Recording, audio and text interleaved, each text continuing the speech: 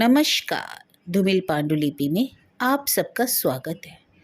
भूली बिसरी कहानी में आज सुनिए तपस्या उपन्यास का द्वितीय अध्याय। लेखिका आशा पूर्णा देवी। इसके पहले का अध्याय का लिंक आपको हमारी प्लेलिस्ट में मिल जाएगा, जिसका लिंक आपको आई बटन में मिल जाएगा। इसी तरह की कहानी और उपन्यास सुनने के लिए आप हमारे चैनल को लाइक, शेयर और सब्सक्राइब करना ना भूलिएगा। सुनिए एक कहानी रोज। सुनंद ने इस ग्लानि की प्रतिक्रिया से न अनुताप किया और ना ही माफ़ी मांगी, उल्टे एकाएक गर्म हो उठा। सदा का खुश मिजाज सुनंद झल्लाकर बोला, अरे इतना भी क्या गुस्सा दिखा रही हो? ठीक कहते थे दास साहब, घर पर खबर करने का काम आसानी से नहीं हो पाएगा। यह निश्चित जान लो कि तुम्हारा भला कोई नहीं देखना चाहेगा। तुम्हारे घर की जो स्थिति है और उसमें तुम्हारी शादी कोई नहीं चाहेगा और तुम सिर्फ एक कमाऊ मशीन बनकर रह जाओगे। बहनों की एक के बाद एक शादी करो, सब यही चाहेंगे। आवेश में आकर ना जाने वह और क्या क्या बकता। वह नर्वस हो गया था बुरी तरह। उसे अचानक होश आया। दास साहब ने आगे और क्या कहा था वह नहीं बता सका। दास साहब भी कच्चे खिलाड़ी नहीं थे। एक आदमी को फुसलाने में बड़ी मेहनत लगती है, वह यह जानते थे। दास साहब ने यह भी तो कहा था कि तीन बहनों की शादी, दीदी का हिसाब तो जोड़ा ही नहीं था, के बाद सुनंद की शादी की उम्र जाती रहेगी। और यह भी कहा था कि जीवन में आगे बढ़ने के लिए भावुकता को कम करना पड़ता है। और फिर अभयवाणी भी सुनाई थी, ज़्यादा कमाने पर वह घर पर ज़्यादा पैसा भेज सकता है। पर सुनंद ने होठ दबा लिए। मंदिरा ने बहनों को डांटा, जो जी में आता है वही बक देती हो। मजाक की भी कोई सीमा होती है। छोड़ इनकी बातें सुनंद, बोल बहू को कब ला रहा है? एक पार्टी तो देनी ही पड़ेगी, सबको बहू दिखाना पड़ेगा। शादी में लड़के के घर से भी तो बहू को कुछ मिलना है, कपड़े, जेवर। बाकी तीनों बहनों ने नाक सिकोड़ ली। नंदिता तो बोल ही पड़ी, धन्य हो दीदी, धन्य हो। फिर से पंडित बुलाकर शादी ही क्यों नहीं करवा देती? मंदिरा हंसी, बोली, उतना न सही, थोड़ा तो करूँगी ही। सुनंद की बहू कोई ऐसी वैसी चीज़ है? एक अच्छी सी बनारसी साड़ी तो जरूर दूंगी। सुनंद सुनकर सोचने लगा, लगता है जितना सोचा था उतनी चोट दीदी को लगी नहीं। यह भी सोचा कि अब वह घर पर कुछ ज़्यादा रुपया भेजा करेगा। बोला, कुछ भी करो दीदी, पर लाल बनारसी नहीं खरीदना। इन चुड़ैलों का अंदाज बहुत गलत नहीं है। लाल साड़ी पहनने पर लगेगा भालू सेब खा रहा है, बहू को दिखाना ही पड़ेगा। यही सोचकर सुनंद ने ऐसा कहना ठीक समझा। सुनंद की बहू के लिए लाल साड़ी खरीदने की मंदिरा की साध पूरी नहीं हुई। पार्टी के दिन नारंगी रंग की बनारसी साड़ी से उसे सजाया गया था। दास साहब सपत्नीक पार्टी में आए थे और पाठशाला के बारे में पूछताछ कर रहे थे। पार्टी स्कूल के हॉल में ही की गई थी। अभिजीत की माँ और मौसेरी दीदी भी घुटने का दर्द हथेली से दबाकर दुल्हन को देखने आई थी। उन्हीं के हाथ अभिजीत ने एक सुंदर हार भेजा था। वह खुद रोगियों से सुलटकर देर से आया। जब वह पहुंचा तब तक अधिकतर निमंत्रित व्यक्ति जा चुके थे। बस चाचा चाची, मामा मामी आदि नज़दीक के ही कुछ लोग बैठे थे। सुनंद ने चर्चा का मनपसंद विषय तो उन्हें दे ही दिया था। अभिजीत ने छंदा से पूछा, क्यों, सब खाकर सफाचट तो नहीं कर दिया? छंदा ने प्यार भरी आवाज़ में दीदी से कहा, देख रही हो दीदी, अभिदा कैसे कह रहे हैं। फिर अभिजीत के खाने के प्रबंध के लिए मंदिरा की छोटी बहनों ने दौड़ धूप लगा दी। अभिजीत उनका चीर हितैषी था। अपनों से भी बढ़कर अभिजीत के लिए दीदी की भावनाओं को वे लोग बचपन से ही समझते थे। इस भावना को समझने के लिए किस खास उम्र की जरूरत नहीं होती, बच्चा भी पकड़ लेता है। दुल्हन को देखने के बाद कमरे में बड़ी गर्मी है कहकर अभिजीत बरामदे में रखी बेत की कुर्सी पर बैठ गया। थोड़ी देर में मंदिरा वहां आई। अभिजीत ने व्यंग से मंदिरा से पूछा, तुम्हारा माया हिरण तो खो गया, क्यों? मतलब? मंदिरा क्षीण स्वर में पूछ बैठी। अभिजीत, मतलब तो कोई खास नहीं, इतने दिनों तक पानी के दर्पण में दुनिया की छाया देख रही थी ना, धूप में वही पानी का दर्पण सूख गया, बात तो इतनी सी है। मंदिरा अभिजीत को देखती रही, बोली, सूख गया यही क्यों सोच रहे हो? उसे पैसा भी तो बहुत मिलेगा। हाँ, सो तो मिलेगा, पर क्या बहुत देगा? इतना कि तुम दायित्व से मुक्त हो सको। मंदिरा बरामदे में जमीन पर ही बैठ गई। अभिजीत के मना करने पर बोली, मामूली साड़ी है, कामकाज के लिए पहनी है। फिर बोली, प्रोग्राम थोड़ा और आगे के लिए टल गया है ना। तुम्हारी बात सुनकर क्या लगता है जानती हो, जीवन अनंत है, यौवन कभी न समाप्त होने वाली चीज़ है। ऐसा क्यों कहते हो? 2-4 साल में कितना फ़र्क आएगा? 2-4 साल, 2-4 क्षण में कितना कुछ बदल जाता है। बस अब और नहीं। इंदिरा खाना ला रही है। सुनंद की बहू को देखा तो बहू को देखने के लिए ही तो आया था। खुले बरामदे को तिरपाल डालकर घेर दिया गया था। उसके झालर की परछाई मंदिरा के चेहरे पर पड़ रही थी। मंदिरा की थकावट उसमें मानो ढक गई थी। सूती साड़ी पहने हुए भी मंदिरा आज एक किशोरी जैसी दिख रही थी। मन भी आज उसका हल्का था। बोली, सिर्फ सुनंद की बहू को ही देखने आए थे? अभिजीत ने मंदिरा की ओर देखा, फिर गंभीर होकर बोला, नहीं। नहीं तो और किसकी बहू देखने के लिए आता? दिन पर दिन क्रोधी होते जा रहे हो तुम। शिकायत का पल्ला थोड़ा और भारी हुआ क्यों? अभिजीत बोला। मंदिरा सहम गई। क्या कह रहे हो? अब तक तो यही सुनता आया हूँ। दिन भर दिन गंभीर होता जा रहा हूँ, बुढ़ा होता जा रहा हूँ, उदासीन बनता जा रहा हूँ। आज सुना क्रोधी भी बन गया हूँ। क्यों? इसमें एक भी शिकायत झूठी है? नहीं, झूठ तो नहीं कहा जा सकता। मंदिरा, सुनंद ऐसा कर बैठेगा किसने सोचा था? कहो, अगर प्रेम व्रेम कर शादी करता तो कुछ सहानुभूति भी होती। अचानक अभिजीत हंस पड़ा। बोला, उल्टा सीधा क्या बक रही हो? वह तो और भी कठिन निर्णय की बात होती। अच्छा, तुम्हारे भाई के ससुर की उपाधि दास है ना? इसी बीच इंदिरा खाना लेकर आई। मनाकर अभिजीत को खिलाया। मंदिरा खड़ी हुई। उसके चेहरे की थकावट स्पष्ट हो उठी। थका हारा चेहरा।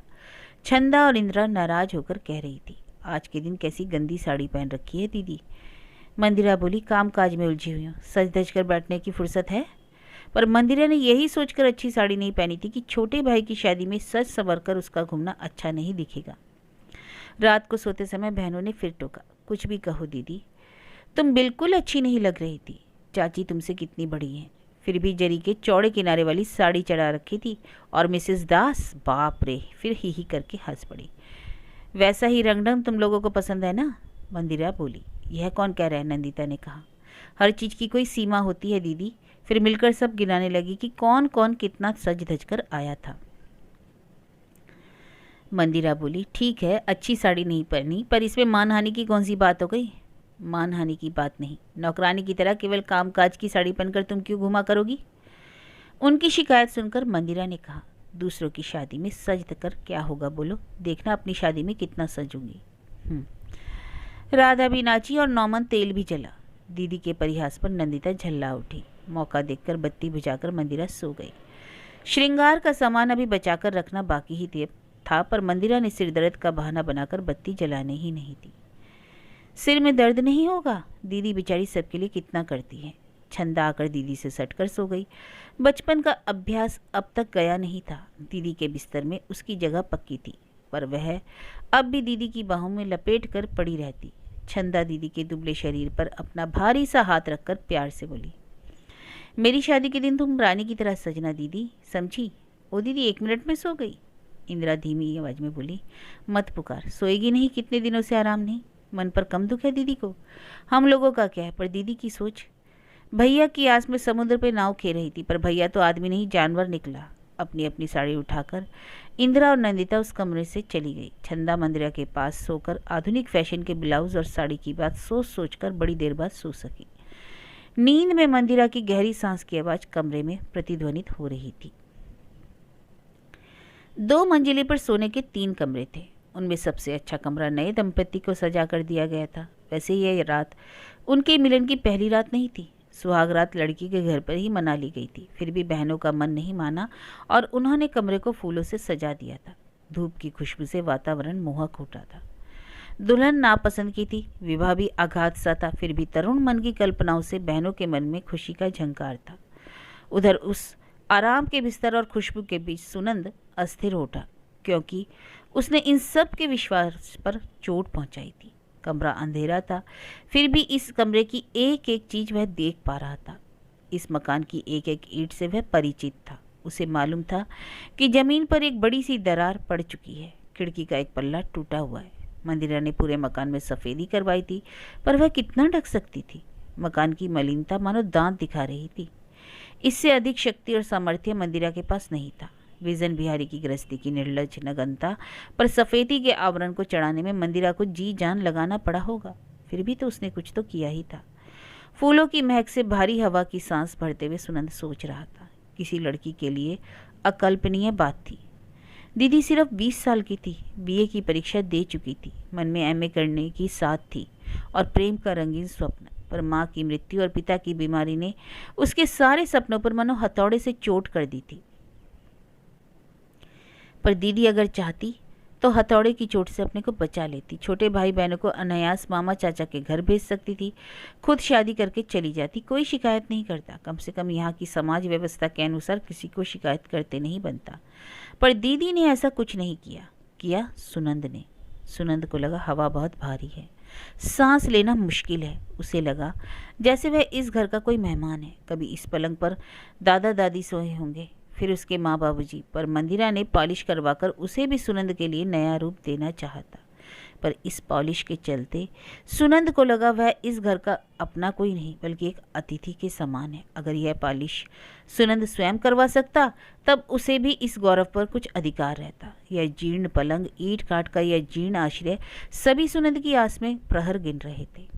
बहुत बार की सोची हुई यही बात आज भी सुनंद के मन में भीड़ कर गई। बिस्तर से उतरकर अंधेरे में ही उसने सुराही से पानी पिया। फिर उसी वक्त अब तक की निश्चुप मूर्ति बोल उठी। रूप में कमी थी पर बोली में नहीं। कल से उसे भी यहाँ कष्ट का पार नहीं था। अपने घर के बराबर आराम यहाँ नहीं मिल रहा था। हर कमरे में किराए के पंखे थे, बिस्तर पर नया बेड कवर डाला गया था, नहान घर में आईना और सजावट का सामान भी था। बड़े घर की लड़की को 2 दिन के लिए भी कोई कष्ट नहीं पहुंचे, यही सोचकर जितना बन सकता था सब कुछ किया था इन लोगों ने। पर इस भयंकर गर्मी में काली सुराही के पानी की शीतलता से नई बहू शीला का मिजाज ठंडा नहीं हो सकता था। और सबसे असहनीय बात तो सुनंद की इतनी सारी बहनें थी, 12, 18, 20 और 32 साल की। बाप रे, कल्पना भी नहीं की जा सकती थी कि सुनंद इन्हीं के बीच बड़ा हुआ था, इन्हीं के साथ खाता पीता था, हंसी मजाक करता था। अब पता लगा उसका स्वभाव लड़कियों जैसा क्यों था। शीला तो सुनंद के रूप पर मोहित हो गई थी, इसलिए तो शीला के बाबूजी ने मोटी तनख्वाह पर उसे वर्क खरीद कर दिया था। पर अब लगता था कि इतना अधीन होना भी ठीक नहीं था। हमेशा तो बाप के घर पर रह नहीं सकती थी, कभी ना कभी तो ससुराल आना ही था। पर यहाँ इस वातावरण में शीला को यदि पिताजी की ही तरह एक ससुर मिलता, आराम और पैसे वाले के घर जाती, तो वह भी क्या खराब बहू बनती। हंसी खुशी से घर को जिंदा रखती, पति और ससुर को प्रसन्न रखती। स्वभाव से चंचल, धनी बाप की इकलौती बेटी, अहंकार के बीच रूप की कमी का उसे कभी आभास ही नहीं हुआ। घर पर रिश्तेदारों से बाप के कारण तुम बड़ी अच्छी हो सुनती आई थी। बाप के अधीन कर्मचारी भी उसके ही गुण गाते थे। शीला में कुछ कमी है, इस बात का आभास उसे इस घर पर ही आकर हुआ। यहाँ उसकी नंदों की आंखों में देखा, मेहमानों की बातचीत से सुना। किसी किसी ने तो स्पष्ट ही कहा, बहू सुनंद के आगे फीकी है। धनी घर की लाडली धन में शोभती है, निर्धन के रूप में नहीं। दान दहेज का सामान अब तक पहुंचा नहीं क्या? नंदिता बोली, यहाँ लाकर क्या होगा, भैया तो यहाँ रहेंगे ही नहीं, अपने क्वार्टर में रहेंगे, सारा सामान वहीं पहुंच जाएगा, यहाँ अटेगा भी कहाँ। किसी ने जात पात की बात नहीं छेड़ी, यही बहुत था। किसी ने तो कहा, अरे नंदो, भाभी के इर्द गिर्द चक्कर मत काटो, लोगों को खलेगा। अर्थात रूप का फर्क लोगों को खलेगा। इस फर्क को शीला भी खूब समझती थी। आक्रोश से वह फटी जा रही थी, मानो सारा दोष सुनंद का ही था। उसी आक्रोश की आवाज में शीला बोली, हमारे यहाँ फ्रिज के पानी से तो तुम्हें पहले पहल गले में दर्द हो गया होगा। सुनंद चौंक पड़ा, इस ठेस के लिए तैयार नहीं था। बॉस की लड़की की असुविधा और कष्ट की लज्जा से वह कल से शर्म से गड़ा जा रहा था। शीला की सहनशीलता के प्रति मन ही मन आभार प्रकट कर रहा था। पर यह क्या, बिन बादल बिजली? सुनंद अचरज के साथ बोला, क्या कह रही हो? खास बात नहीं, कल से देख रही हो ना सब कुछ। तुम्हें तो अपनी बहुत सी आदतों को बदलना पड़ा है, यह भी एक अजीब तकलीफ है, चाहे वह आदत ऊंचाई की तरफ जाती हो या नीचे की तरफ। इस अपमान का कोई तीखा जवाब सुंदर नहीं दे सका, सिर्फ इतना ही बोला, हम लोग गरीब हैं, यह बात तुम्हारे बाबूजी को मालूम थी। गरीब और पैसे वाले की बात नहीं हो रही है, गरीब रखकर तो तुम्हें उन्होंने दबाद नहीं बनाया ना। मैं तो आदत की बात बता रही थी। तुम्हारी दीदी ने अब तक शादी क्यों नहीं की, बता सकते हो? शादी नहीं की यह बात नहीं है, नहीं कर पाई यह बात है। माँ बाप समय से पहले चल बसे, हम सभी छोटे थे। पर उसकी तो 20 साल की उम्र थी, तब तो माँ बाप जिंदा थे, तब भी शादी की उम्र नहीं हुई थी क्या? मृत माँ बाप की समालोचना कर सुनंद ने नहीं की। यह भी नहीं कहा कि 8 साल की उम्र से दीदी ने माँ के जापे का भार संभाला था। दीदी इस घर के लिए अनिवार्य थी, जरूरी अंग बन चुकी थी, इसलिए कर्तव्य को त्याग कर स्वार्थ की बात उन्होंने सोची ही नहीं। इन्हीं के बीच रहकर दीदी ने पढ़ाई की, यह उसकी इच्छा का ही फल था। पर सुनंद चुप रहा, बोला, इतना ही? शादी करने की बात सोच ही रहे थे, पर अचानक ही तो फिर विधवा ननद की तरह एक चीर कुमारी मास्टरनी ननद मेरे भाग्य के साथ हमेशा के लिए जुड़ गई। सुनंद फिर चौंका, बोला चीर कुमारी क्यों? शादी क्यों नहीं करेगी? थोड़ा और घर को जचा ले। बीच में ही शीला ही करके हंस पड़ी, बोली करेगी? अब भी यह प्रश्न रह गया है क्या? तुमसे 8-10 साल तो बड़ी हैं। सुनंद सहम गया। सच, यह तो सुनंद ने सोचा ही नहीं था। दीदी तो सुनंद से 7-8 साल बड़ी थी, तो क्या दीदी की शादी हास्यास्पद घटना मानी जाएगी? कुंठित होकर बोला, दीदी की उम्र की लड़कियों की भी शादी होती है। मैं थोड़ा जम जाऊं फिर दीदी की शादी करूंगा। दीदी की शादी करोगे? दीदी की शादी के लिए अब भी ख्वाब देखते हो? और बाकी की 3 बहनें? असतर्क भाव से सुनंद बोल गया, हो ही जाएगा, देखने में सभी सुंदर हैं। शीला मन ही मन जल गई, बोली हाँ यही तो एक भरोसा है, नहीं तो 3,000 की नौकरी तुम्हें कहाँ से मिलती? अब बाप नहीं है तब भाई का ही तो बोझ बनेंगी। पिता के ऐश्वर्य के परिवेश में शीला कुछ और ही दिखती थी। सुनंद उन आंखों को कहाँ छुड़ाया था, तभी तो बोला सो तो है। अब तक दीदी ने सारा दायित्व निभाया है, जो मेरे लिए लज्जा की बात थी। शीला का मन जहरीला उठा। नई नवेली दुल्हन के सामने यदि पति कर्तव्य का पाठ पढ़ाए, दूसरों के प्रति ममता दिखाए, तो क्या नई ब्याहता कभी खुश होती है? शीला भी नहीं हुई। बोली अब जी जान से लग पड़ो, दीदी के लिए वर ढूंढो, दायित्व से मुक्त हो। ताज्जुब है, लोग छोटी बहनों की शादी करवाते हैं यह तो सुना है, पर मौसी बुआ और बड़ी दीदी की भी शादी करवाते हैं, यह मालूम नहीं था। शीला इसी तरह की कठोर पकी पकी बातें कहती। आधुनिक फैशन के परिवार से होते हुए भी उसने बूढ़ी नानी से इसी तरह की बातें सीखी थी। सुनंद कहने ही जा रहा था, वर ढूंढने की जरूरत नहीं है, वर है, बाधा जात की थी, वह मैंने स्वयं तोड़ डाली। पर एकाएक उसकी इच्छा नहीं हुई, चुप रहा। शीला थोड़ी देर चुप रहकर बोली, यहाँ ना आना ही मेरे लिए ठीक था। सुनंद नरम उठा, बोला तुम्हें बहुत कष्ट हो रहा है शीला। कष्ट की बात नहीं, पर भगवान ने जिसे जैसा बनाया है वह वैसी ही तो बनेगी, मैं काली के रूप में इसलिए। सुनंद का मन ममता से भीग उठा। बोला किसने क्या कहा है? किसी ने नहीं, पर समझा दिया है। कुरूप नहीं होती तो बाबूजी तुम्हारे इस घर में मेरी शादी करते ही क्यों? सुनंद धीरे से बोला, हमारे इस घर में तो तुम्हें भेजा नहीं, तुम्हारे बाबूजी ने तो अपने ही घर में तुम्हें रखा है, सिर्फ तुम्हारे हाथ में एक पति लाकर दे दिया है। शीला के विराट बंगले में जो सुहाग रात मनाई गई थी, उसमें विहलता थी, आवेश था। अपने मकान में दूसरी बार वही उत्सव जब मनाया गया, तब उसने सुनंद को ज़मीन पर पटक दिया। उसे भी लगा यहाँ पड़े रहने में कोई मज़ा नहीं। सड़े तालाब से निकलकर वह अगर समुद्र में पहुँचने का रास्ता पा जाए तो भावुकता के लिए वह अपनी गति क्यों खोए? अपने जीवन में वह उन्नति करेगा, कंपनी के खर्च पर हवाई जहाज में जापान जर्मनी घूमेगा, बड़े बड़े होटलों में रहेगा, साथ में चटकदार फुर्तीली पत्नी जिसका हाथ पकड़कर सारी दुनिया को वह दिखा सकेगा कि वह कितना आगे बढ़ गया है। वह क्यों इन अफसरों से मुंह फेरे? घोषाल स्ट्रीट के घिसी हुई ईंटों के एक पुराने मकान में एक दुभर जीवन बिताने में धरा ही क्या है? विवेक को पीछे छोड़ो, बहनों को जीवन में कुछ मिले या नहीं, क्या फ़ायदा इन बातों का सोचने में। वे 4 हैं, सुनंद अकेला है। वे भी तो पढ़ी लिखी हैं, और फिर उनके लिए इतना भी क्या सोचना, विदेश में भी तो ऐसी कितनी ही रहती हैं। शीला उन लोगों को बर्दाश्त नहीं करेगी, वे लोग भी शीला को नहीं सह सकेंगे। वास्तविकता तो यही थी, सुनंद किसे छोड़े किसे रखे। सुनंद ने स्वाभिमानिनी रोती हुई पत्नी को बाहों में भर लिया। सुनंद शीला के ऐश्वर्य पर मोहित था, शीला सुनंद के रूप पर। इस मोहक परिस्थिति के घेरे में ही सफल सार्थक रह सकते थे। सुनंद ने अपने को अपराधी अनुभव नहीं किया। दीदी के प्रति उसका कर्तव्य बहुत दुमिल हो उठा। अचानक ही उसे लगा सच में दीदी की शादी अब क्या होगी? इंदु, छंदा, नंदा, इन तीनों की तुरंत शादी कर दी जाए, वही अच्छा। सच, गरीब के घर पर एक लड़की पैदा करने में लोगों को संकोच कैसे नहीं होता। इस बार को कौन ढोएगा, कोई सोचता तक नहीं। सुनंद दीदी के पास आकर खड़ा हुआ। देखा दीदी अब पहले जैसी दिखती नहीं थी, उम्र की छाप पड़ चुकी थी।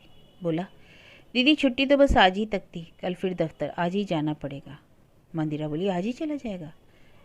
हाँ, इसलिए कि अभी अभी सुबह ही चला जाएगा। बात तो एक ही है दीदी, सुबह और शाम।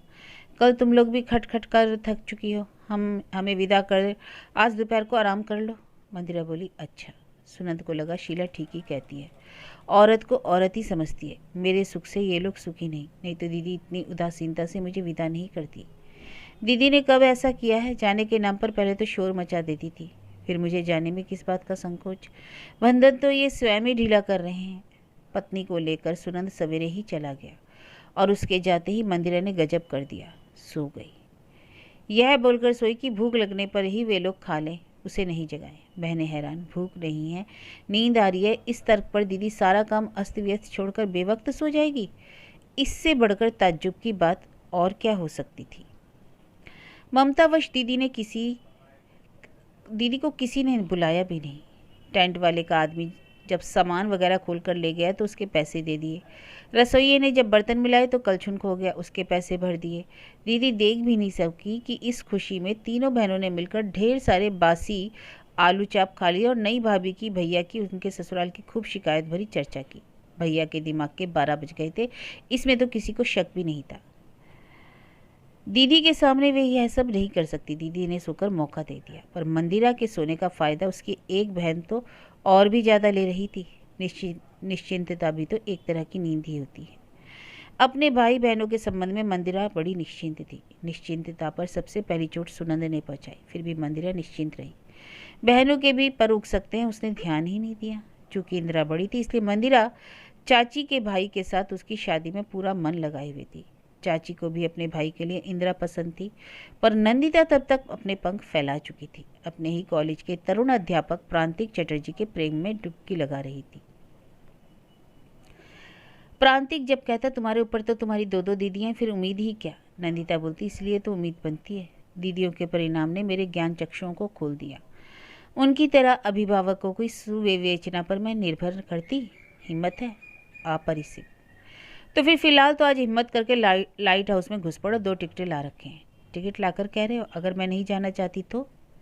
प्रांतिक मुस्कुराकर बोला, वह मेरे लिए इतने घाटे का होता कि टिकट के पैसे के घाटे का दुख नहीं मनाता। अगर नहीं चाहती तब ना, बड़े शैतान हो तुम तो। अच्छा, कॉलेज में तो आप जी कहकर बात करती हो। जी करती हूँ, पर यह कॉलेज नहीं, कॉलेज स्ट्रीट है। कॉलेज स्ट्रीट की किताबों की दुकानों वाली सड़क पर अक्सर ये लोग घुमा करते। प्रांतिक को पुरानी किताबों का नशा था।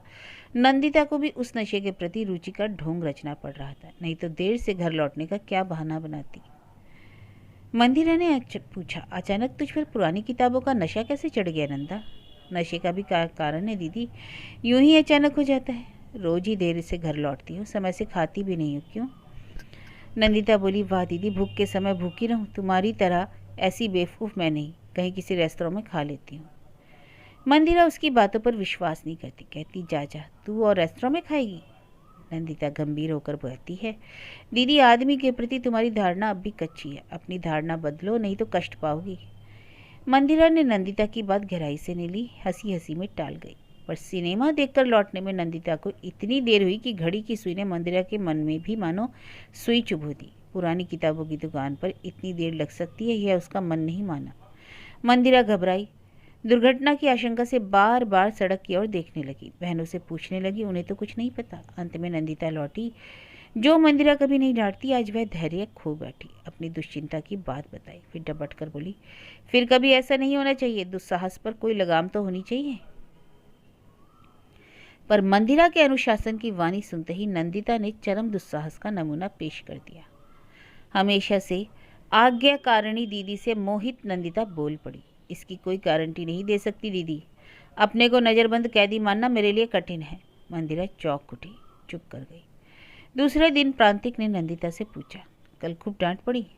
नंदिता अहंकार से तुनक कर बोली, मुझे डांटे? इतनी किसकी हिम्मत? मतलब घर में सबसे भयंकर तुम हो? हाँ, ऐसी ही दिखती हूँ। अगर झूठ ना बोलूँ तो ऐसा ही कहना पड़ेगा। नंदिता हंसकर बोली, फिर सोच लो भविष्य में तुम्हारे भाग्य में क्या लिखा है। अच्छा, बातों ही बातों में प्रांतिक ने पूछा, एक बात बताओ, तुम्हारी दीदियों ने शादी क्यों नहीं की? दीदियाँ कहाँ, सिर्फ दीदी कहो ना। बड़ी दीदी इंदु दीदी तो शादी के स्वप्न में विभोर बैठी है। स्वप्न? स्वप्न कैसा? और नहीं तो क्या, कब लड़के वालों से लेन देन की बातों का फैसला होगा, कब गहने बनकर आएंगे, कब सेहरा बांध कर दूल्हा आएगा, इन्हीं बातों का स्वप्न। इसके माने उनकी शादी की बात चल रही है कछुए की चाल से। लड़के वालों की मांग ज़्यादा है, रुपये की चिंता में दीदी पागल बन गई है। तुम्हारी मजली दीदी तो बड़ी सुंदर है ना? तो क्या, बस रूप ही है, अकल कुछ भी नहीं। जिस रूप के बल पर कम से कम दर्जनों प्रेम कर सकती थी, उस रूप को लेकर घर बैठे लंबी सांसें गिनती है। अब चांदी के भाव बिकेगी और क्या करेगी? तुम्हारी तरह सभी तो अक्लमंद हो नहीं सकते, जो नहीं होगी उसकी दुर्दशा भी होगी। तुम बहुत व्यवहारिक हो नंदिता, मुझे तो कब कभी डर लगता है। भरोसे की बात रटना मूर्खता है। खैर तर्क छोड़ो, चलो तुम्हारे घर चलती हूँ। नहीं सिंगवाहिनी, दुहाई है तुम्हारी, तुम खुद ही जाओ। अपने ही घर में चोर की तरह मैं नहीं घुस सकता। प्रधान भूमिका तो तुम्हारी ही रहेगी। वह तो रहेगी, पर तुम्हारे बल पर ना, मेरे बल पर, मेरे कंधे पर ही बैठी हो। अब मुझे अलग रखने में हानि नहीं। ठीक है, मैं मैनेज कर लूँगी, पर इससे मेरी महिमा थोड़ी बढ़ेगी। तुम्हारी बिल्कुल ही चली जाएगी। जाने दो, पर जाओ तुम अकेली ही। हाँ, यह वचन देता हूँ, तुम्हारी दीदी के पास मेरी भूमिका प्रधान रहेगी। ठीक है, पंचांग देखकर दिन तय कर बुलाऊंगी। फिलहाल तो घर का पता बताओ। पता लेकर नंदिता चल पड़ी। नंदिता हमेशा से ही हिम्मत वाली लड़की थी। दीदी के हालात और भैया के कारनामे देखकर ही संभवतः उसने यह नया जीवन दर्शन अपनाया था। दरवाजा प्रांतिक की भाभी अमला ने खोला। सोचा श्रृंगार कंपनी की कोई कैनवेसर होगी। बोली क्या काम है? नंदिता भाग गई। हो ना हो यही भाभी है। बोली प्रांतिक घर में है क्या? भाभी की आंखों पर का पर्दा हट गया। क्षण भर में देवर का भूत, भविष्य और वर्तमान सब उसकी आंखों के सामने दृश्यमान हो उठा। गंभीर रूखेपन से बोली नहीं है, और इस समय रहते भी नहीं। ताज्जुब है, मुझसे तो उन्होंने कहा था कि घर पर रहेंगे, आते ही होंगे, क्यों? अमला निर्लिप्त भाव से बोली अगर कहा है तो आएंगे भी। हमें भी ऐसा ही लगता है। तब तक आपके हाथ की एक प्याली चाय पीने की इच्छा है। पिलाएंगी ना? पिलाएंगी? बहुत इच्छा है आपके हाथ की चाय पीने की, नंदिता ने कहा। इसके बाद भी अमला का निर्लिप्त रहना शोभा नहीं देता। अमला जाकर सास से बोली देवर जी की एक साथी आई है, कह रही है उन्होंने उसे बुलाया है। ऊपर से कहती है चाय भी पीऊंगी। मुझे तो मामला कुछ गड़बड़ दिख रहा है। हाथ का उपन्यास रखकर सास बोली गड़बड़? गड़बड़ का मतलब? लगता है कोई खास बात है। जिस तरह झट से प्रांतिक कहकर बुलाया, मुझे तो लगता है वही लड़की है। लाचार होकर प्रांतिक की मां मणिमाला उपन्यास की कल्पित नायक नायिका को छोड़कर सजीव नायिका को देखने चल पड़ी।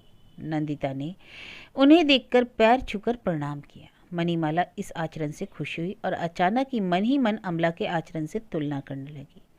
अमला तो 30 त्योहार के अलावा कभी पैर नहीं छूती। मैके जाते समय भी माँ मैं जा रही हूँ इतना ही कहकर ठक से चली जाती है। सास के सामने कुर्सी पर बैठी रहती है, पलंग पर लेटी रहती है। इसका आचरण अमला से अच्छा था। सास का मन अमला नहीं जान पाई। चाय बनाते बनाते सोचने लगी अच्छा ही हुआ माँ खुद आई। ऐसी तेज लड़की को देखकर अकल ठिकाने लग जाएगी। खाली चाय देना अच्छा नहीं लेगा, इसलिए 2 बिस्कुट भी साथ लेकर आई। पर तब तक मणिमाला नंदिता की ओर आकर्षित हो चुकी थी। यह भी जान गई थी नंदिता प्रांतिक की छात्रा थी। उसके माँ बाप नहीं है, भैया विदेश चले गए, केवल 2 दीदियां ही नंदिता का सहारा है। यह भी समझ चुकी कि किसी भी माँ को देखते ही नंदिता का मन खुश हो उठता है, खासकर लाल किनारी साड़ी वाली माँ। असल में मणिमाला में मानो नंदिता मातृमूर्ति की प्रकाष्ठा पा गई थी। ऐसे समय में अमला सिर्फ 2 बिस्कुट के साथ चाय लाई। मणिमाला ने आंखों से इशारा किया, पर अमला ने गौर नहीं किया। अंत में मणिमाला को कहना ही पड़ा मिठाई विठाई कुछ नहीं है बहू? नहीं है कह पाती तो अच्छा रहता, पर कोई उपाय नहीं था। मिठाई घर पर है मणिमाला को मालूम था। आज सवेरे ही ससुर का कोई मुवक्किल गांव से छेने की जलेबी लाया था। अमला दूसरे ढंग से बोली मिठाई तो है, लाऊं? चाय के साथ कई लोग मिठाई खाते नहीं। इसके अलावा आधुनिक लड़कियां तो मिठाई खाती ही नहीं। नंदिता तंदुरुस्त लड़की थी, झट बोली मुझे देखकर आपको आधुनिक लड़की का भ्रम हो रहा है ना? खाएंगी मिठाई? लाऊं? अमला ने पूछा। नंदिता बोली आपके हिस्से में कम ना पड़े तो लाइए। मणिमाला बहू पर नाराज हुई और कहीं अमला कंजूसी ना करे इस डर से बोली तुम बैठो बहू, मैं ला रही हूँ। नंदिता ने आराम से बैठकर छेने की 2 बड़ी बड़ी जलेबियाँ खाईं। मिठाई उसे बहुत पसंद है कहना पड़ा, और सर अभी तक आए नहीं कहकर विदाई ली, और यह भी कहा कि सर से उसे एक जरूरी नोट लेना था। चलते समय मणिमाला ने ही बात छड़ी अच्छा बेटी तुम लोग क्या वैद्य ब्राह्मण हो? नंदिता अकारणी सिर झुकाकर बोली हाँ। मणिमाला ना जाने किसे सुनाकर या फिर मनी मन बुदबुदाई आजकल वैद्य और ब्राह्मण एक ही है, जनेऊ दोनों ही पहनते हैं। क्यों बेटी तुम लोगों में कोई जनेऊ पहनता है?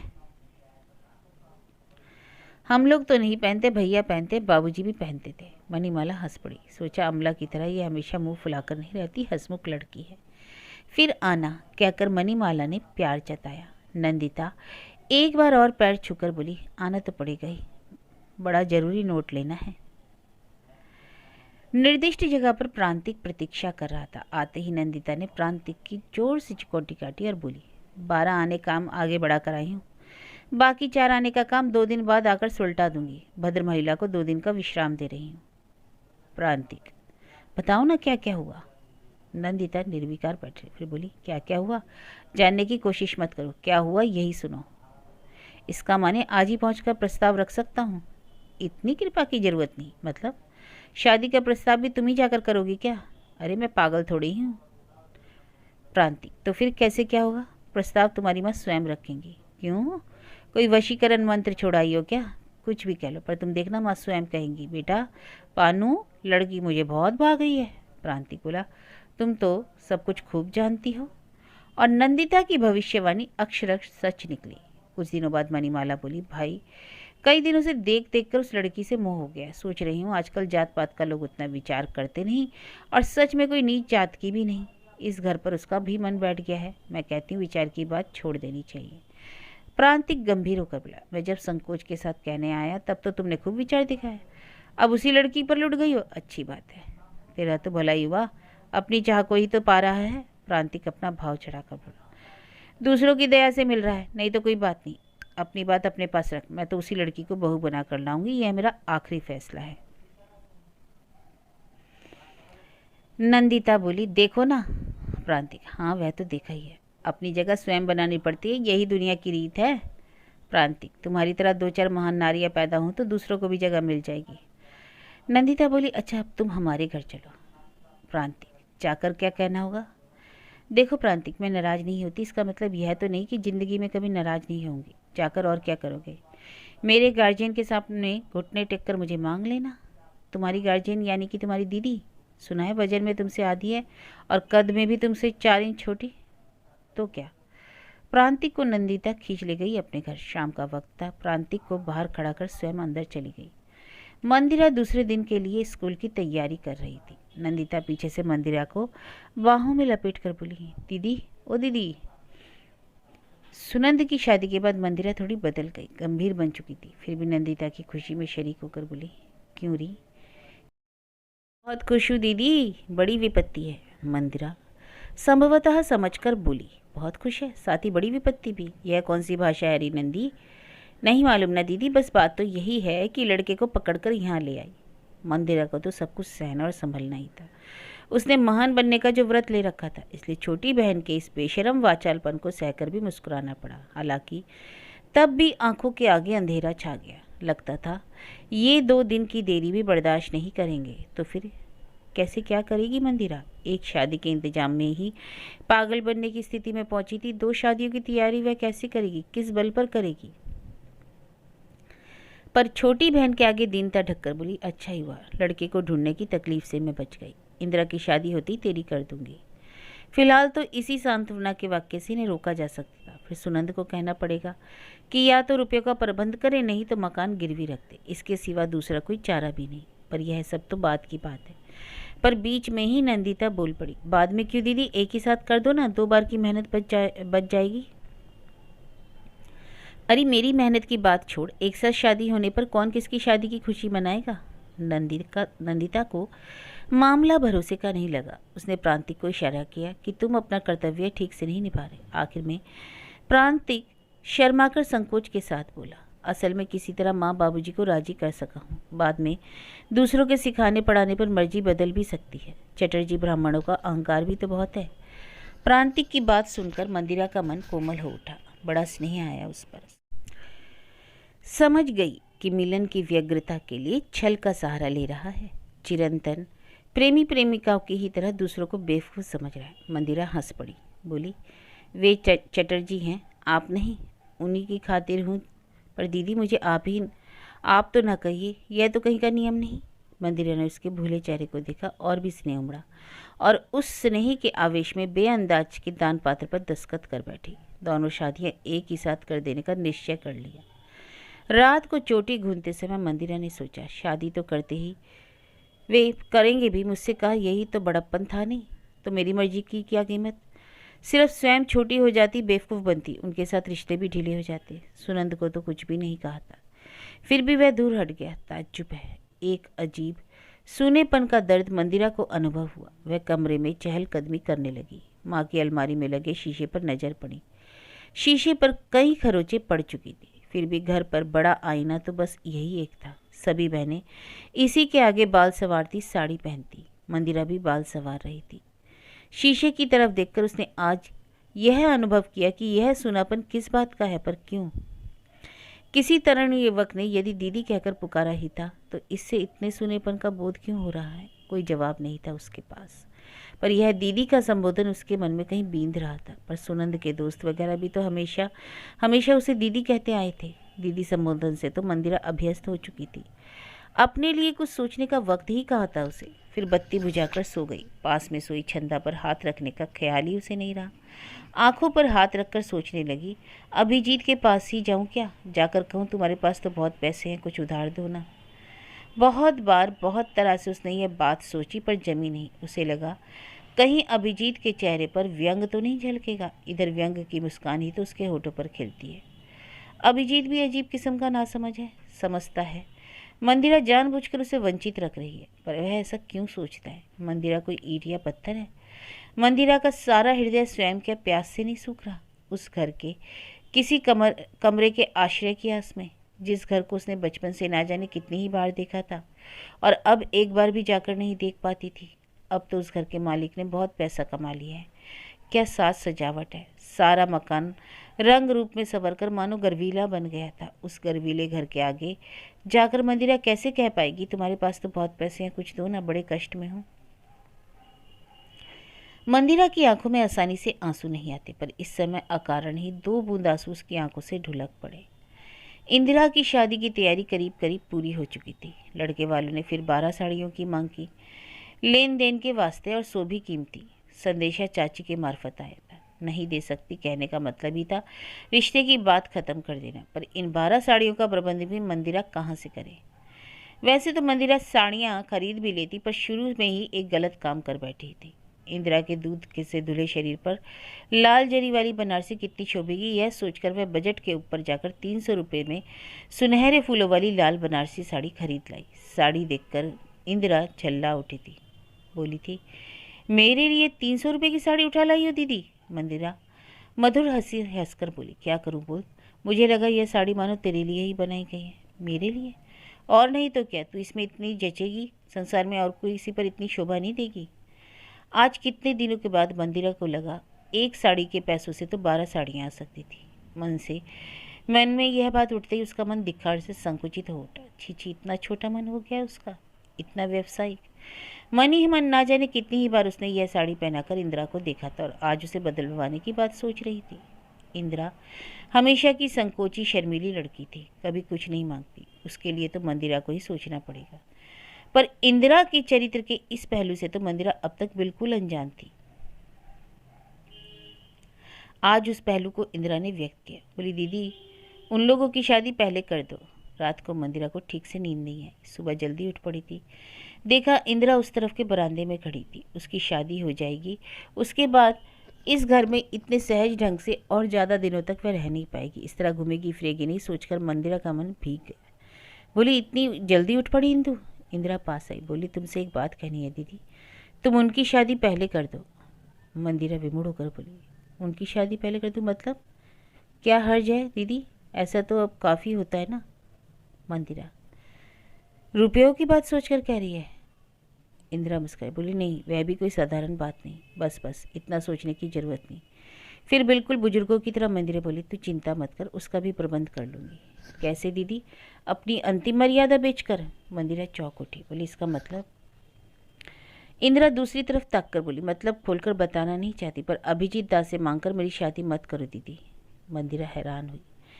इंदिरा ने विचारों को पढ़ना सीख लिया था क्या? बोली, उनसे पैसे मैं मांगूंगी, यह बात तुझसे किसने कही इंदु? और कहाँ से लोगी? बोलो, सब तरह से तो ख़त्म है हम। तुम कहती नहीं इसलिए क्या मैं समझती नहीं? यह एक आखिरी सम्मान की जगह बची है तुम्हारे लिए, हम लोगों के चलते उसे मत खो दीदी, यह मैं नहीं होने दूंगी। मंदिरा वातावरण की गंभीरता को टाल कर बोली, पैसे वाले पड़ोसी से लोग वक्त बेवक्त उधार तो लेते ही हैं, यह कोई अनूनी घटना तो नहीं इंदु। इंदिरा, तुमने हमेशा से अपने को ढककर रखा है दीदी, उस आवरण को खोलने की कोशिश हमने कभी नहीं की, पर मेरी आंखों को तुम धोखा नहीं दे सकती। आज की कोशिश छोड़ दो दीदी, एक शादी की तैयारी तुमने की है, सो नंदू की शादी कर दो। और तेरी ना हो तो भी क्या हर्ज है? मंदिरा कभी उत्तेजित नहीं होती थी, पर आज उत्तेजित होकर बोली, कौन कहता है हर्ज नहीं, बहुत हर्ज है। तुझे ना सही मुझे है। इंदिरा अवाक होकर दीदी को देखती रही, फिर बोली, ठीक तो है दीदी, थोड़ा संभल लो, फिर कर देना मेरी शादी। इतने दिनों तक वे लोग ठहरेंगे? ना ठहरे तुम अपनी इतनी सुंदर बहन के लिए लड़का भी नहीं जुटा पाओगी दीदी। पर क्या कहूँगी उन लोगों को? कहोगी क्या? कह दो रोज रोज नहीं मांगो कि हम आदि नहीं। बाद में तुम सबको कह सकोगे कि 12 साड़ियों के लालच में उन्होंने एक सुंदर दुल्हन को खो दिया। नंदू को ऐसा नहीं लगना चाहिए कि उसके लिए मेरी। इंदिरा नंदिता के मन में दुख ना पहुंचाने की बात सोच रही थी, पर नंदिता तब तो मानो आकाश में सैर कर रही थी। बड़ी आसानी से उसने विश्वास कर लिया कि 12 साड़ियों के चलते ही वह रिश्ता टूट गया है। बोली, ठीक किया दीदी, तुमने सही जवाब दिया। लड़की क्या हम लोगों की सस्ती है? मुझे तो उसके सामने तुम्हें लाने में भी डर लगता रहता है। देखना चंदा ने तो इस बीच किसी भगत का जुगाड़ कर भी लिया। इंदिरा बोली, मजाक छोड़ नंदू। नंदिता इंदिरा से गले लिपट कर बोली, इतनी सीरियस है तू, तभी तुझ पर किसी की नज़र नहीं पड़ती। अच्छा बोल, जीवन को सीरियस बनाने से क्या फ़ायदा? बोल, अगर कोई चाहे तो हल्का रहा जा सकता है। इंदिरा अपने को छुड़ाकर बोली, चाहने पर शायद रहा भी जा सकता है, पर सभी की ऐसी इच्छा नहीं होती, समझी? बाबा, तुम्हारी इन गंभीर बातों में मैं नहीं पड़ती। और सच में ही नंदिता हल्के मिजाज की थी। इंदिरा की शादी की तैयारी से ही उसकी शादी हो रही थी, यह बात उसकी समझ में ही नहीं आई। लड़के वालों के साथ अनबन के कारण रिश्ता टूट गया था। यह सोचकर वह बोली, मेरी ब्राह्मणी सास को अच्छी तरह खातिर करना दीदी, वह संतुष्ट रहेंगी तब मेरी भी चलेगी। तुम जितना करोगी सास उतनी खुश रहेगी। नंदिता अपने बाप पर गई थी। यह सब कहाँ से और कैसे हो रहा है इसकी उसे कोई फिक्र नहीं थी। शत्रुमुर्ग की तरह रेत के अंदर मुँह छिपाकर आंधी से बचना चाहती थी। यह भी एक किस्म का अबोधपन था। ऐसे लोग गहराई से कुछ नहीं सोचते, सोचते हो तो रहा है, कैसे हुआ जानने की क्या जरूरत। इसलिए इंदिरा के लिए खरीदी गई मंदिरा के साध की वह साड़ी पहनकर सज धज कर नंदिता बोली, देखो ना इंदू, इंदू जी, इसी को भाग्य कहते हैं। किसका धन कौन भोग रहा है? तेरे सोने जैसे अंग पर कितनी शोभती है साड़ी। मैं तो जज ही नहीं रही हूँ, पर उसे देखकर ऐसा नहीं लगा कि वाकई वह ऐसा सोच रही है। गृहस्थी के अंदर वह कभी झांकती नहीं थी। बचपन के अभावों और कष्टों की बात वह जानती थी। दीदी के स्कूल खोलने पर वह अभाव दूर हुआ, उसने भी चैन की सांस ली। पर दीदी के स्कूल की सामर्थ्य धूमधाम से शादी करने लायक नहीं, इसकी हिम्मत उसकी हिम्मत के बाहर की चीज़ थी, पर उसने यह कभी नहीं सोचा। इसलिए इंदिरा के लिए खरीदी साड़ी और उसी के लिए बनवाए गए गहने पहनकर खुशी से डगमगाकर बोली, इंदू जी के लिए फिर से ऐसा ही सब कुछ बनवा कर रखना दीदी, नहीं तो मेरा विवेक मुझे सताएगा। मंदिरा उसकी चमकती लाल साड़ी को विहल नज़रों से देखती रही, कुछ बोली नहीं। सोच रही, यह रंग मन का रंग है या रक्त का रंग? शादी में लाल साड़ी पहनने की प्रथा क्यों है? लाल साड़ी, लाल सिंदूर, लाल मेहंदी, लाल चूड़ी, ये सब किस बात का प्रतीक है? मंदिरा नहीं जानती, वह केवल विहल नज़रों से देख रही थी। इस शादी में चाचा चाची नहीं आए। बोले, बेमेल की शादी, जाने की रुचि नहीं। पर सुनंद की शादी में बड़ी रुचि लेकर खा पी गए। यह वे बड़ी जल्दी भूल गए। सुनंद और सुनंद की पत्नी भी नहीं आ सके क्योंकि वे कश्मीर घूमने गए थे। चिरकाल का पड़ोसी अभिजीत आया। चाहे काम कितना भी क्यों ना हो, उत्सव के दिनों में इस घर के पुरुष अभिभावक की भूमिका वही निभाता था। मंदिरा से रुपए मांग लेता, फिर खर्चे का पक्का हिसाब भी दे देता, कई बार आता जाता भी।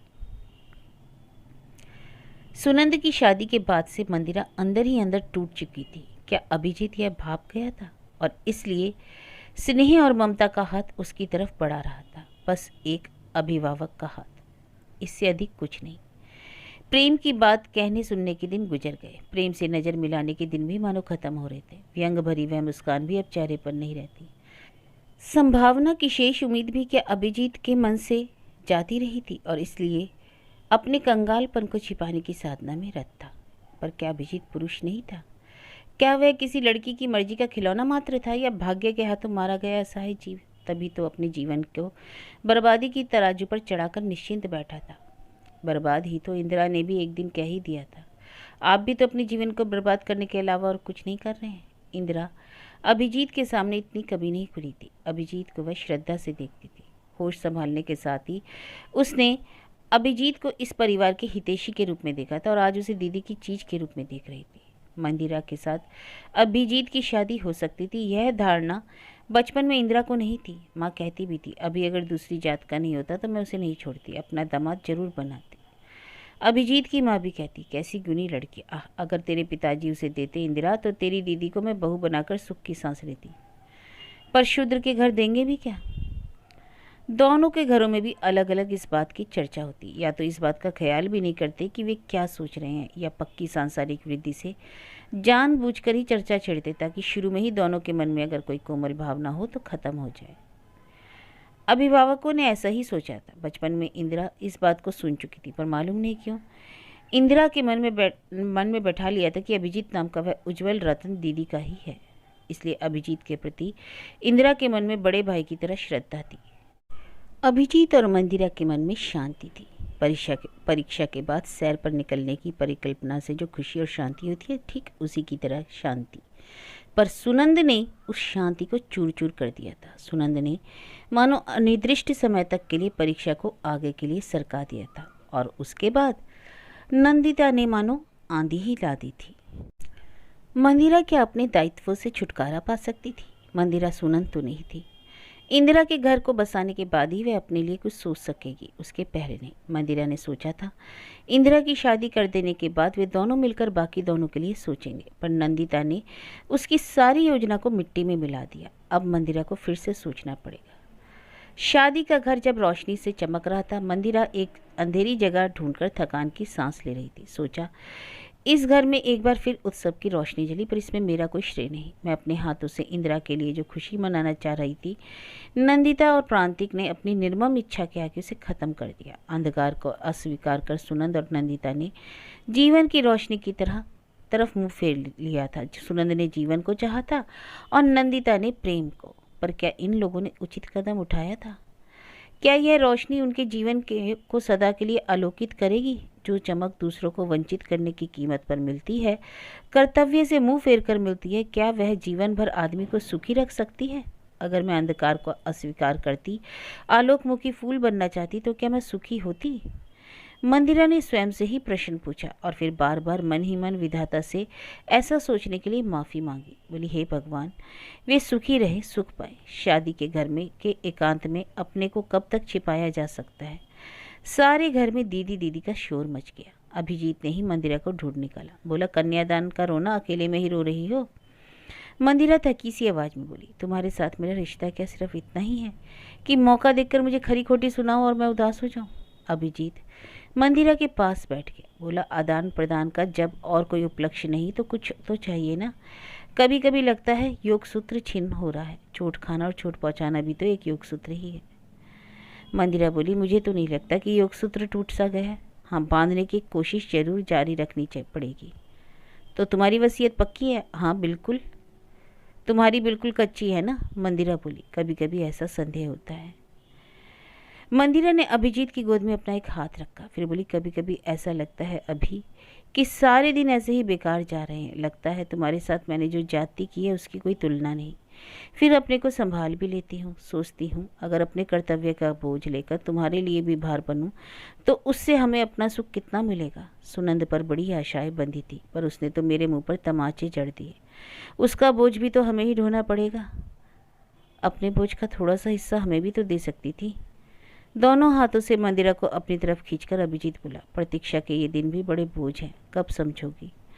अभिजीत की बाहों में मंदिरा ने अपने को शिथिल कर दिया, उसके आकर्षण में अपने को समर्पित कर दिया। मंदिरा भूल गई कि वह इस कर्म व्यस्त उत्सव गृह की गृहिणी थी और इसका हर प्राणी मंदिरा के निर्देश की अपेक्षा उसे ढूंढता फिर रहा था।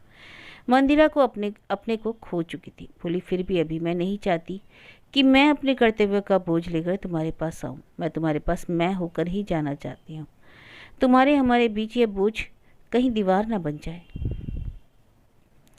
अभिजीत उठ खड़ा हुआ, खीन स्वर में बोला, तुम्हारी उस तुम की मूर्ति देख पाने के सौभाग्य की आशा में हम दिन गिनते रहेंगे, पर अब चलो, तुम्हारी खोज में हल्ला मच गया है। मैं तुम्हें ढूंढने आया था।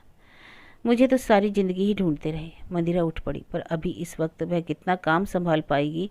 मंदिरा की संपूर्ण चेतना में एक रोमांच भरा मधुर स्पर्श रिमझिम करने लगा। ऐसा क्यों?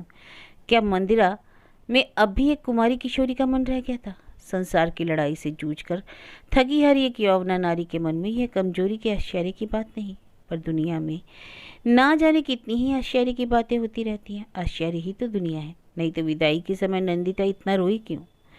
दीदी, इंदु, छंदा, नंदिता सबसे मिल मिलकर रो रही थी। मंदिरा के शौक की खरीदी हुई लाल साड़ी भी उसके आंसुओं से मानो उदास हो गई। सबसे मिल मिलकर वह मानो मिन्नतें कर रही थी। मुझे याद रखना, मुझे याद रखना। शायद शायद मन के किसी कोने के में अपराध का बोध उभर आया था और ये आंसू उसी की मुक्ति के रूप में उमड़ आए थे। और नहीं तो इतनी हल्के स्वभाव की लड़की दुख में रोती, सुख में हंसती, गुस्सा आने पर झगड़ा करती। ऐसे ही तो लोग सुखी रहते हैं, इनका सुख कोई छीन नहीं सकता। दूसरी तरफ किसी भी स्थिति में सुखी नहीं रहते ऐसे लोग भी होते हैं। नहीं तो सुनंद की पत्नी शीला के जीवन में दुख कैसा। शादी के तुरंत बाद पति को समाज संसार से विच्छिन्न कर आंचल में बांध रखा था। पति ससुर की कृपा से ऊंचा ओहदा पा चुका था। अभी तक एक बच्चा भी नहीं हुआ था जिसे लेकर शीला परेशान रहती। वह हमेशा अप्रसन्न ही रहती। शीला को लगता था बाहर से चाहे उसका पति उसे कितना ही क्यों ना मना कर चले, मन से वह कहीं दूर है जहाँ शीला नहीं पहुँच पाती। पर पत्नी होने के नाते पति को पूरा पूरा पाना उसका हक था। पति के मन में दूसरों के लिए जगह वह कदापि बर्दाश्त नहीं कर सकती थी। कभी कभी शीला के कुछ कहने पर सुनंद बोल पड़ता, दीदी को तुम समझ नहीं सकोगी, तुम में वह सामर्थ्य ही नहीं। अपने को वंचित कर जिस तरह दीदी ने कर्तव्य निभाया और किन हालात में गृहस्थी संभाली कोई सोच भी नहीं सकता। पर शीला ने दीदी के प्रति पति की इस अंधभक्ति को अब उसके कान भर भर कर ख़त्म सा कर दिया। सुनंद ने नए ढंग से सोचना सीखा। दीदी ने जो कुछ भी किया उसमें कोई खास बहादुरी नहीं थी। पुश्तैनी घर था तभी तो। कुछ ना कर पाने के दुख से मैं मरा जा रहा हूँ, यह तो सरासर बेवकूफ़ी है। क्योंकि मकान से ही तो असली कमाई होती है। एक तरह से तो वह मैंने दीदी ही को दिया है। अपनी भल मानसता से ही वह उसे याद नहीं दिलाता। घर पर अपना दावा छोड़ने का ही मतलब है कि मैं उसकी सहायता कर रहा हूँ। सुनंद को ऑफिस की तरफ से लोन वाला तस्वीर की तरह सुंदर सा बंगला मिला था। कंपनी ने गाड़ी भी दे रखी थी। घोषाल स्ट्रीट के उस मकान में शीला जाकर कभी नहीं रह सकेगी, इसलिए उस पर दावा छोड़ने का ख्याल कर सुनंद मन ही मन स्वयं को सांत्वना दे रहा था। बाद में सुनंद के मन में यह विचार आया कि अपनी इस अप्रत्यक्ष सहायता के बारे में दूसरों को भी अवगत कराना चाहिए। नहीं तो रिश्तेदार यही सोचेंगे कि सुनंद कर्तव्यहीन है, विवेक खो बैठा है और मंदिरा महान है। यह भी क्यों कहे। यही सोचकर उसने सबसे नज़दीक के रिश्तेदार चाचा चाची के घर आना जाना शुरू किया, पत्नी को साथ लेकर। दोस्ती जमी क्योंकि इंदिरा के साथ भाई का रिश्ता टूटने पर चाची मंदिरा से बिगड़ी हुई थी। पर दुख सिर्फ इतना ही था कि इंदिरा बहुत दूर चली गई। दूरी तो सिर्फ मीलों से नहीं नापी जा सकती। नहीं तो सुनंद तो बहुत दूर नहीं था, पर यह वह दूरी थी जो मीलों से नापी नहीं जा सकती थी।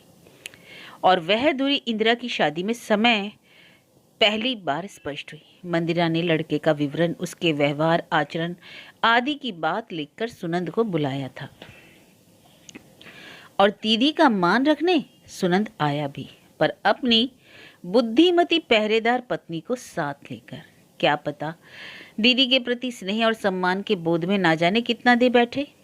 आते ही बात बात में शीला बोल पड़ी थी,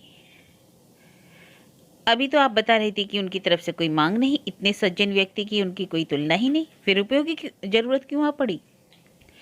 मंदिरा ने इस वाचाल लड़की को एक बार देखा, फिर सुनंद से कहा, वे सज्जन हैं इसलिए उनके साथ अभद्र आचरण तो नहीं किया जा सकता। मांग नहीं है इसलिए ज़्यादा देना पड़ेगा, और जो मांगता है उसे नाप तोल कर ही दिया जाता है। ना मांगने पर तो देने को और मन करता है।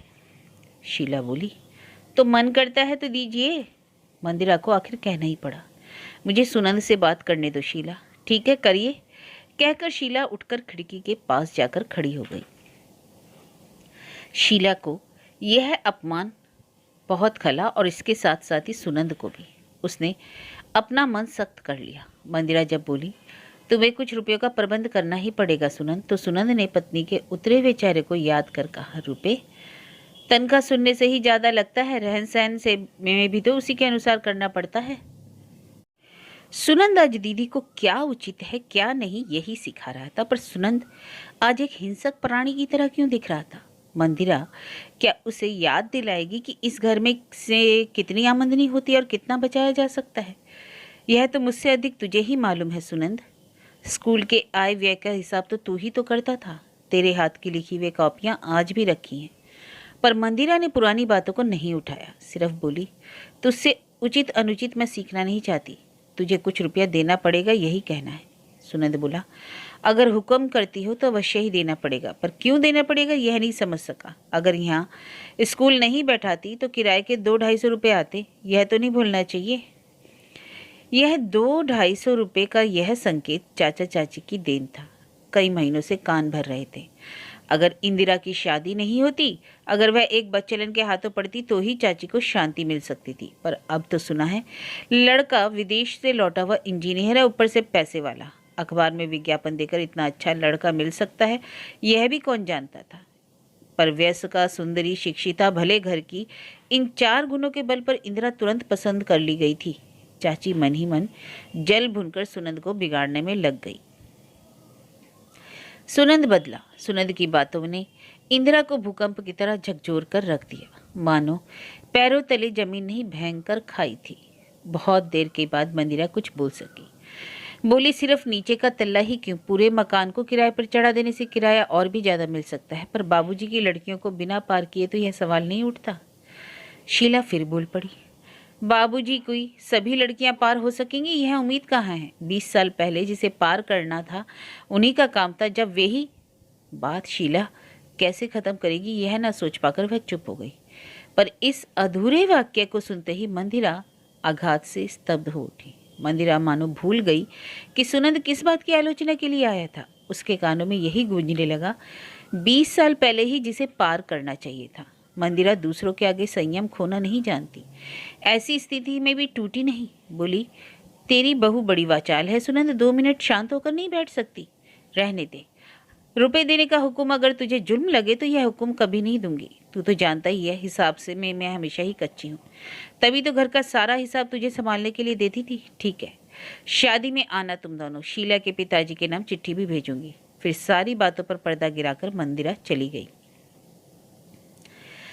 पर यह भी क्या वही मंदिरा थी, चीड़ दिन की ममतामयी दीदी। सुनंद थोड़ी देर मुंह लाल किए बैठा रहा, फिर पत्नी से कहा, चलो। अपमानित सुनंद भी हुआ था। पत्नी के सामने उसे भी नीचे देखना पड़ा। शीला के आगे दीदी की जो कोमल स्नेहमयी तस्वीर उसने खींच रखी थी, उसने दीदी का स्वभाव कहाँ मेल खा रहा था। शीला तो उस पर हंसेगी, सुनंद अपने पर ही झल्लाया। बेकारी चाचा की बातों में पड़ा। यह सब कुछ ना कहता तो ही ठीक था, पर इस अपमान का बदला तो लेना ही पड़ेगा। पर कैसे? वह इसी विचारों में खोया रहा। गाड़ी पर बैठकर शीला बोली, बहन की शादी में न्योता खाने आ रहे हो ना? सुनंद ने जवाब नहीं दिया। शीला तीखेपन भरे शब्दों में बोली, वाचाल का सर्टिफिकेट जब मुझे मिल ही चुका है तो वाचाल की तरह ही कह रही हूँ कि तुम्हारी मर्जी हो तो चले आना, पर ससुर की लड़कियों के रहते हुए मैं दोबारा इस घर में कदम नहीं रख सकती, पहले से ही कह दिया। सुनंद गंभीर होकर बोला, जा ही कौन रहा है, नहीं आए वे। फिर भी इंदिरा की शादी में रौनक रोशनी में कोई कमी नहीं छोड़ी मंदिरा ने। इंदिरा ने बार बार कहा, दीदी जिसे जो चीज़ शोभती नहीं ना ही करना अच्छा रहता है। दुल्हन बनी चुपचाप बैठी नहीं रह सकती इंदु, किसे क्या शोभता है और क्या नहीं मैं समझूंगी। वे संभ्रांत है, धनी है, इतना भी नहीं करूंगी तो लड़के की शादी मनाने में उन्हें भी क्या खुशी होगी? बोल, क्या सबकी खुशी की जिम्मेदारी तुम ही उठाओगी दीदी? जितना मुझसे बन पड़ेगा। पहली ही नज़र में कंगालपन कोई अच्छी बात नहीं, और हमारे खोखलेपन को बाहर वाले तो जानते नहीं। मंदिरा रोई गाई नहीं थी, जहाँ जो कुछ था उसी से तैयारी की थी। नंदिता द्वारा लूटी हुई साड़ी की तरह ही दोबारा फिर उसी तरह की सुनहरी जरी के फूलों वाली लाल बनारसी साड़ी खरीद लाई थी शायद उससे भी कीमती। उन्होंने गहने नहीं मांगे थे, पर कम से कम साड़ी तो अच्छी देनी चाहिए। साड़ी को इंदिरा ने बड़ी बड़ी आंखों से देखा, बोली कुछ नहीं, शायद बोल ही नहीं पाई। मन में यही आया, दीदी इतना स्नेह कहाँ से जुटाती है, जो स्वयं केवल सूखी मरुभूमि पर आजीवन चलती आई, वह किस रस से दूसरों के लिए फूल उगाती है। पर इस स्नेह धारा में भी सुनंद ने रेत छिड़क दिया, ताज्जुब है। विवाह के दूसरे दिन विदा होने के पहले दीदी से गले मिलकर इंदिरा रूंधे स्वर में बोली, अब तो तुम्हें छुट्टी मिली दीदी, अब तुम अपने घर जाओ। मंदिरा चौंक उठी, कहीं यह कोई व्यंग तो नहीं था? पर इंदिरा की आंखों में परिहास नहीं, आंसू थे। इंदिरा बोली, हजारों मील दूर मुझे भेज दिया, मुझे कुछ करने का मौका भी नहीं दिया। सोचा था? मंदिरा उसकी पीठ को प्यार से सहलाकर बोली, क्या सोचा था? तू और तेरा पति दोनों जने मिलकर दीदी की शादी की तैयारी में जुट जाओगे? हाँ दीदी, बिल्कुल सच, यही सोचा था। जब तक तुम्हारे कंधे से उतर नहीं रही थी कुछ भी नहीं कर पा रही थी। अब मैं भी विदा हुई तो स्वयं ही अपना भार संभालो। पर इन लोगों ने छंदा को हिसाब में गिना ही नहीं था। छंदा की उम्र की बात में मानो ये दोनों दीदी भूल गई थी कि छंदा बच्चों से भी गई गुजरी है। ना समझ है, दोनों दीदियां उसकी उम्र की तरफ ना देखकर यही सोच रही थी। इंदिरा बोली, छंदा को तुम अपने घर ले जाना दीदी, शीला देवी के ससुर का मकान उन्हीं के लिए छोड़ देना। कमलकली पाठशाला के लिए इंदिरा ने कुछ नहीं कहा था। मान ही लिया था कि स्कूल उठ जाएगा। पहले तो मालूम ही नहीं था कि दास साहब की सुपुत्री शीला देवी विजन बिहारी के मकान की दावेदार बनकर पधारेगी। सोचती थी, अभिजीत दा का मकान भी तो यही है, स्कूल तो दीदी चलाएगी ही। पर सुनंद की निर्लज्जता ने उस प्रश्न को स्पष्ट कर दिया। अभिजीत से भी इंदिरा ने यही कहा था, मुझे तो हजारों मील दूर भगा दिया अभिजीत दा, दीदी को संभालिएगा। अभिजीत बोला, कोई उसे देखे, तेरी दीदी क्या इसकी परवाह करती है? सबको तो वही देखेगी, दुनिया में यही तो उसकी एकमात्र भूमिका है। क्या वह दीदी का दोष है? दोष या गुण की बात नहीं हो रही, जो हो रहा है मैं तो सिर्फ उसी की बात कर रहा हूँ। आप लोगों की मैं कह नहीं सकती, इतना ही कहूँगी। और देर मत कीजिए अभिजीत, भैया का व्यवहार देख ही रहे हैं। पर अब इसकी जरूरत ही क्या रह गई है? तेरी दीदी के लिए तो कमलकली पाठशाला ही काफ़ी है। स्कूल रहेगा या नहीं इसमें तो संदेह है, पर लाल बनारसी साड़ी ओढ़कर वधु वेश में यह कहना उसने ठीक नहीं समझा। बोली, दीदी के प्रति आप न्याय नहीं कर रहे।